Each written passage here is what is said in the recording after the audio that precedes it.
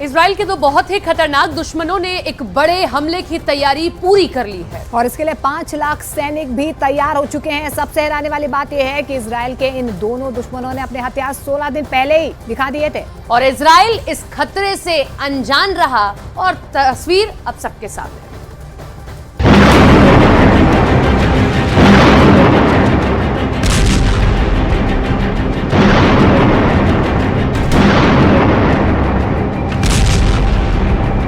फिलिस्तीन और इजराइल के बीच युद्ध शुरू होने से पहले ही जंग का तापमान 100 डिग्री सेल्सियस पहुंच चुका था।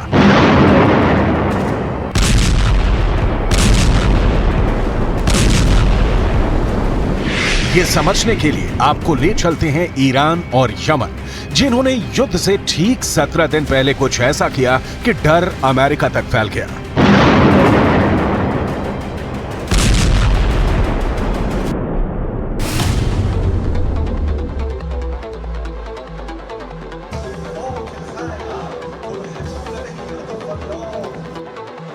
दो देश,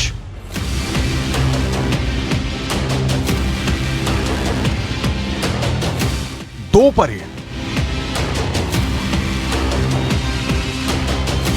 100 से अधिक मिसाइल और ड्रोन जैसे घातक हथियार, लेकिन टारगेट एक, ये है इजराइल, जो इस वक्त खुद को हमास से बचाने के लिए गाजा की चौतरफा निगरानी में जुट गया है। लेकिन असली खतरा तो कहीं और से आ सकता है। हमास और इजराइल के युद्ध के ठीक पहले हथियारों का बहुत बड़ा शो किया गया। ईरान की यह ताकत दुनिया ने बहुत देखी है। आप यमन की भी पावर देखिए। ये वो देश है जिसने 9 साल से गृह युद्ध झेला, वो अब अपनी ताकत दिखा रहा है। यमन वो देश है जिसने पिछले 8 वर्षों से सऊदी अरब और उसके 15 साथी देशों से युद्ध लड़ा, जिस युद्ध में उसके खिलाफ अमेरिका भी रहा, ब्रिटेन भी रहा और इजराइल ने भी यमन के खिलाफ मदद की। वो यमन अब अमेरिका और इजराइल दोनों को ललकार रहा है।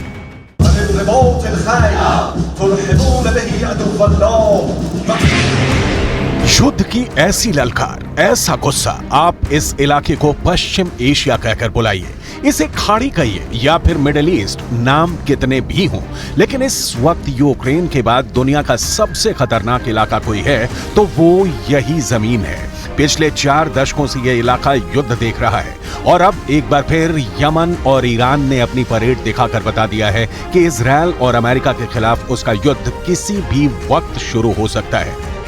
एक तरह से कहा जाए तो यमन और ईरान ने मिलकर डबल धमाका कर दिया है। जब से यमन और ईरान ने बैक टू बैक 2 परेड निकाली है, इसे इजराइल के खिलाफ निकाली गई तबाही की परेड कहा जा रहा है। इसे देखकर इजराइल से ज्यादा अमेरिका घबरा गया है, क्योंकि यही अब 2 दुश्मन हैं जिनसे ईरान अपना हिसाब बराबर करना चाहता है। हमास को लेकर यमन और ईरान के साथ अब सऊदी अरब से लेकर कतर और मिस्र सभी एक प्लेटफॉर्म पर आ चुके हैं। सऊदी अरब से दोस्ती के बाद ईरान के सामने अब सिर्फ 2 ही बड़े चैलेंज हैं। ये हैं इजराइल और अमेरिका। बहुत गौर से देखिए ईरान के राष्ट्रपति इब्राहिम रईसी ने इजराइल और अमेरिका के लिए क्या कहा। इमरूज در دکترین جمهوری اسلامی ایران جنگ یا سلطه‌گری بر دیگران وجود ندارد، اما حفظ آمادگی نظامی با رویکرد دفاعی برای امنیت پایدار و بازدارندگی फिलिस्तीन और इजराइल के युद्ध ने ईरान को धमकियां देने का नया मौका दे दिया है और उस पर ईरान की परेड इजराइल और उसके दोस्तों के बीच नया खौफ पैदा कर रही है।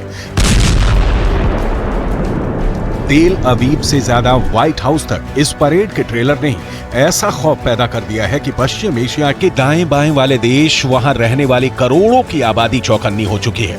पश्चिम एशिया में इस वक्त युद्ध शुरू हो चुका है। इसे देखते हुए ईरान पहले ही अपने हथियारों को यूक्रेन में भी आजमा चुका है और अब वो इसके साथ अमेरिका और इजराइल को भी चैलेंज कर रहा है। ईरान अपनी वार्निंग को हमले में बदलना बहुत अच्छी तरह जानता है। ऐसा उसने जनरल सुलेमानी की हत्या के बाद करके दिखाया था। साथ में अब यमन में जो परेड हुई उसने ईरान की ताकत को और बढ़ा दिया है। यमन वो देश है जिसके ज्यादातर हथियार ईरान से ही सप्लाई किए गए हैं। यमन के इस मिसाइल का नाम है तूफान, जो 1000 किलोमीटर की रेंज तक मार कर सकती है।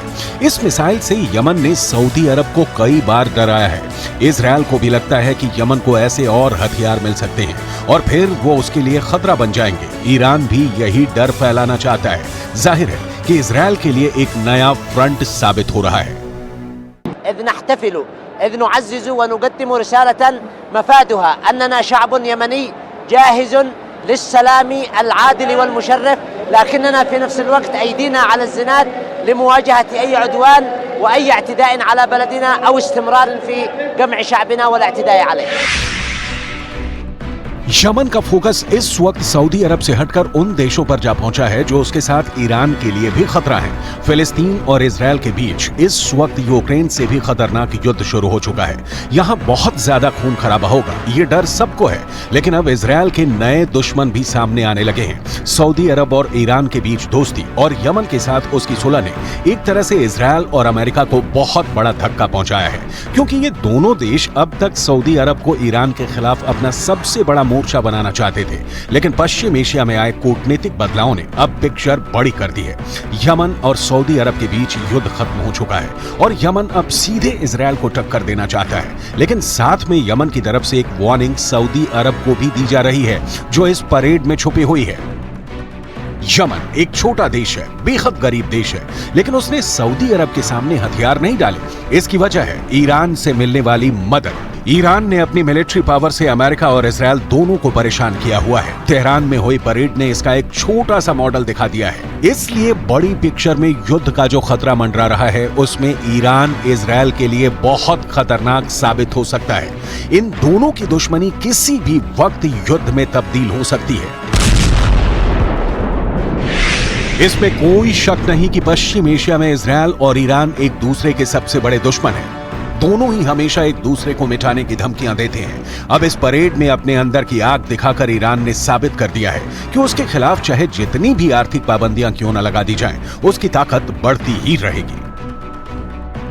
हमास जब लगातार इजरायल पर रॉकेट दाग रहा है, उसमें ईरान का खतरा कैसे इजरायल को मिट्टी में मिला सकता है, वो भी समझने की जरूरत है। ईरान ने हाल ही में अपनी एक नई मिसाइल का टेस्ट करके बता दिया है कि वो इजरायल को मिट्टी में मिला सकता है। इससे आप ईरान के तेवर को समझ सकते हैं। ये ईरान की नई मिसाइल खुर्रमशहर 4 है, जो टेक्नोलॉजी के मामले में ईरान की बहुत ही खतरनाक मिसाइल मानी जा रही है।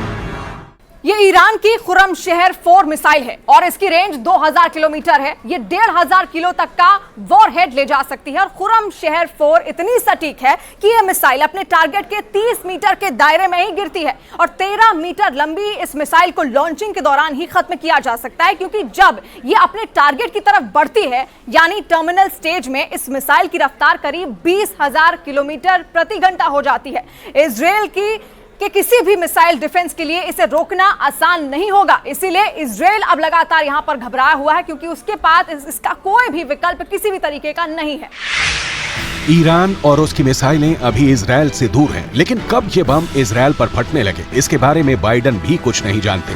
फिलहाल इजरायल हमास के रॉकेट से जूझ रहा है, जबकि ईरान की मिसाइल तो इससे 100 गुना ज्यादा तबाही मचा सकती है।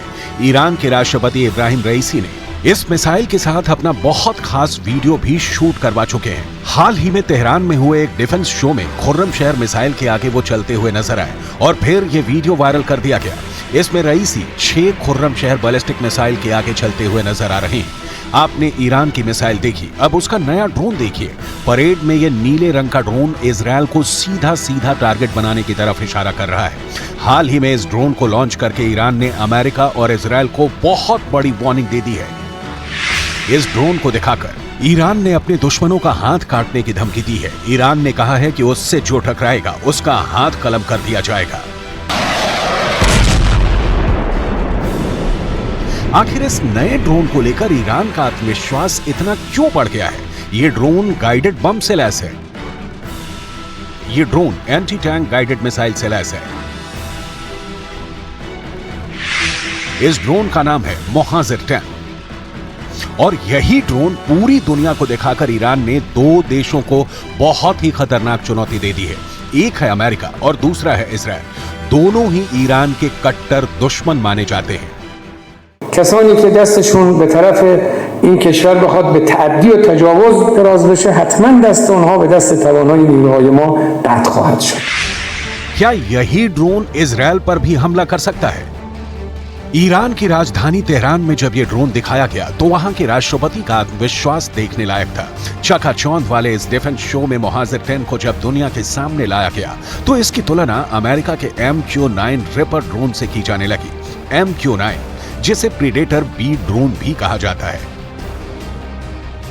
ये वो ड्रोन है जिसने अमेरिका ने अफगानिस्तान और पश्चिम एशिया में अपने बड़े बड़े टारगेट को खत्म किया है।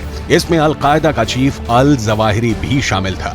लेकिन अब इसी ड्रोन की नकल बनाकर ईरान अमेरिका को चैलेंज कर रहा है।